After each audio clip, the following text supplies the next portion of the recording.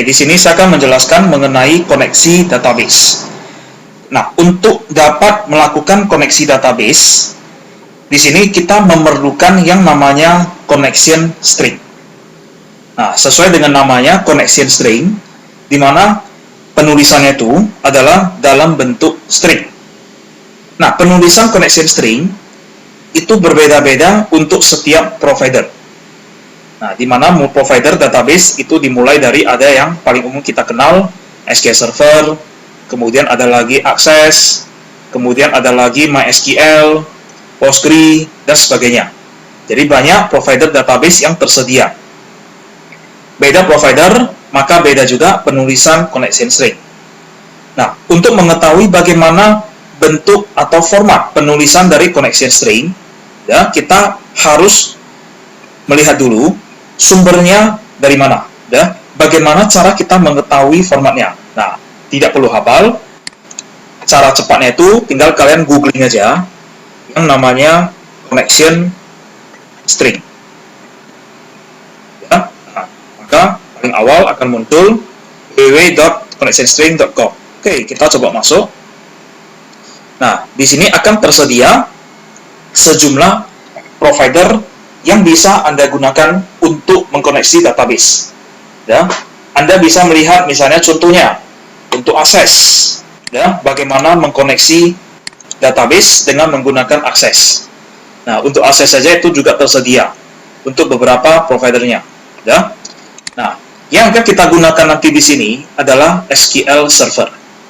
Ya, yang lainnya silakan Anda eksplorasi sendiri tergantung dengan provider database yang Anda gunakan. Ya. Nah, untuk mata kuliah ini, materi database yang akan kita gunakan adalah SQL Server.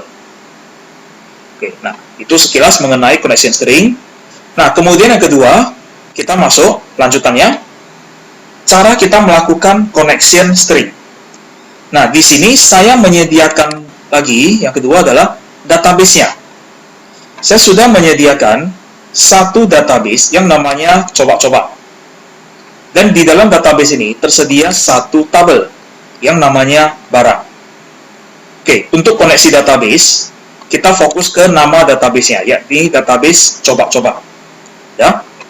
Oke, sekarang kita masuk lanjutannya ke programnya. Nah, saya menyediakan satu project Windows Form Application yang kosong. Kemudian saya menyediakan satu tombol. Nah, saya akan menggunakan tombol ini. Begitu saya klik, maka dia akan lakukan koneksi database. Berhasil atau tidak, nanti akan saya munculkan suatu pesan, baik itu berhasil atau gagal. Oke, kita masuk ke codingnya. Nah, sebelum kita mulai coding, pastikan sudah tertulis di bagian atas using system.data.sql client. Nah, kita wajib mengimport namespace ini untuk memanggil perintah-perintah yang berkaitan dengan koneksi database, termasuk untuk mengelola database, tabel, dan sebagainya. Ya. Nah, kemudian saya mendeklarasikan lagi di bagian deklarasi variabel global SQL connection dengan nama objeknya adalah con. Nah, ini berfungsi untuk mendeklarasi, untuk menyatakan koneksi database.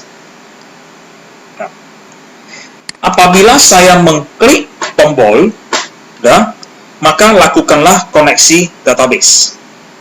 Oke, saya tuliskan con sama dengan new connection SQL connection dalam kurung kutip ganda. Nah, di dalam kutip ganda inilah kita akan menuliskan yang namanya connection string.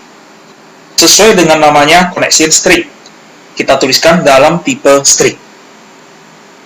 Oke, nah sekarang kita akan tuliskan untuk connection string dengan provider SQL Server. Nah, kita mulai dari server sama dengan, nah, jika database-nya itu adalah berada di localhost, maka kita tuliskanlah localhost. Ya. Nah, database yang saya gunakan untuk uji coba berada di localhost, artinya database tersebut berada di PC dengan program ini sendiri, ya, PC yang sama atau laptop yang sama. ya, maka itu localhost. Jadi server itu adalah menyatakan lokasi dari servernya. Kemudian yang kedua, kita pisah dengan titik koma, data source. Nah, ini adalah nama dari servernya, nama dari lokasi server. Localhost, ya. Kemudian ada // 2 kali. Nah, apa kita tuliskan di sini? Kita kembali lagi ke sini, ke SQL Server. Nah, saat connect ke SQL Server, ya, dia akan memunculkan tampilan seperti ini. Ya. Nah, server name inilah yang kita gunakan dituliskan ke dalam data source-nya. Oke, saya kopikan. Cukup mengambil username-nya aja. Ya. Oke, saya connect.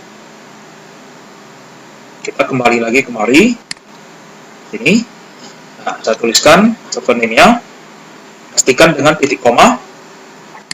Lanjut lagi. Nah, berikutnya adalah apa? Database. Ya. Nah, kita akan menuliskan database. Apa nama database-nya? Coba. Ya. Kemudian titik koma lagi. Nah, ini wajib ada integrated security. Sama dengan SSP. Nah, fungsinya di sini adalah untuk menyatakan jenis dari akses security-nya. Di mana secara default, ya, itu adalah integrated security adalah bernilai SPI. Nah, setelah kita nyatakan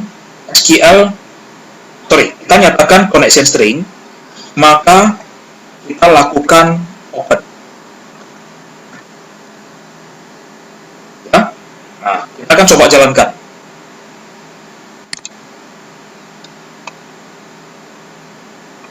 Oke, kita tunggu.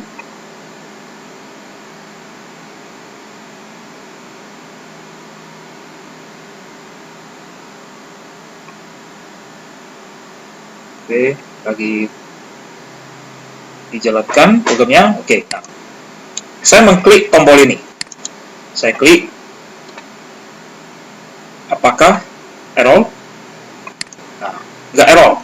Apakah itu berhasil atau enggak? Kita belum tahu. Kelihatannya ini adalah berhasil terkoneksi. Buktinya apa? Nah, sekarang saya akan membuat atau merombak sedikit dari coding ini.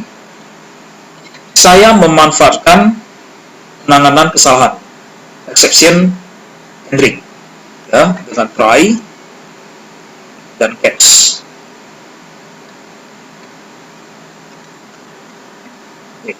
Nah, apabila berhasil, ya, di dalam try, maka saya munculkan suatu pesan messagebox.show, kotak pesan, dia menuliskan berhasil. Ya. Nah, apabila di sini gagal, maka dia akan memunculkan messagebox.show gagal. Oke, kita coba lagi. Apakah koneksinya tersebut berhasil atau tidak?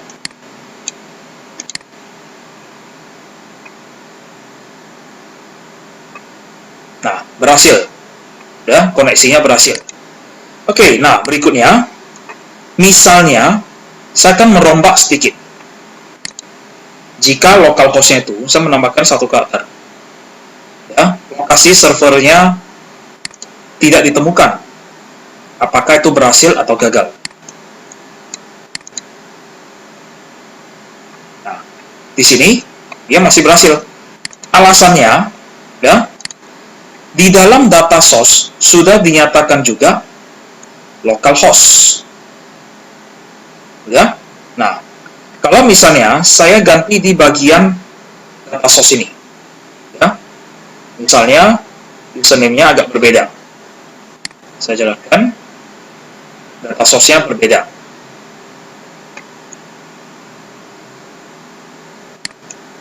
Kita coba.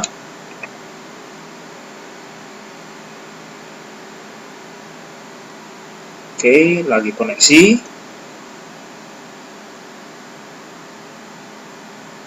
Oke, masih agak lama, gagal. Nah, koneksi gagal karena data source ini tidak ditemukan. Nah, kalau misalnya lagi, saya balikkan, kemudian untuk database-nya, ya, nah, untuk database di sini, saya akan mengubahnya menjadi database yang tidak ada sama sekali. Misalnya di sini, coba-coba tanpa garis bawah. Oke, saya jalankan lagi.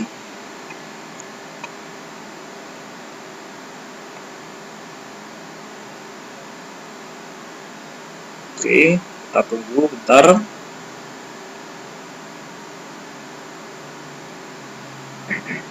Oke, nah, saya klik koneksi. Apakah berhasil?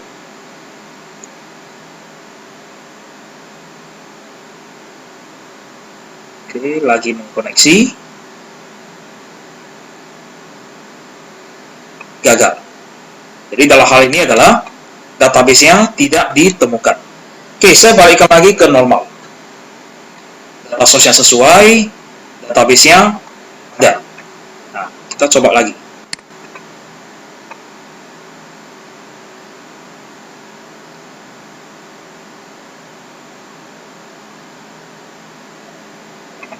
Oke, ntar lagi jalankan, lagi deal.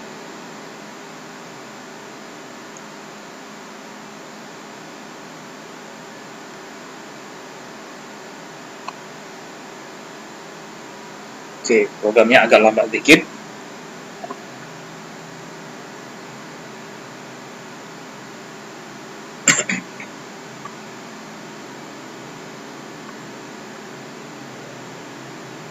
Oke, nah, saya klik lagi tombol 1, lakukan koneksi. Apakah berhasil? Berhasil. Nah, maka di sini bisa Anda lihat ya, cara kita mengkoneksi database.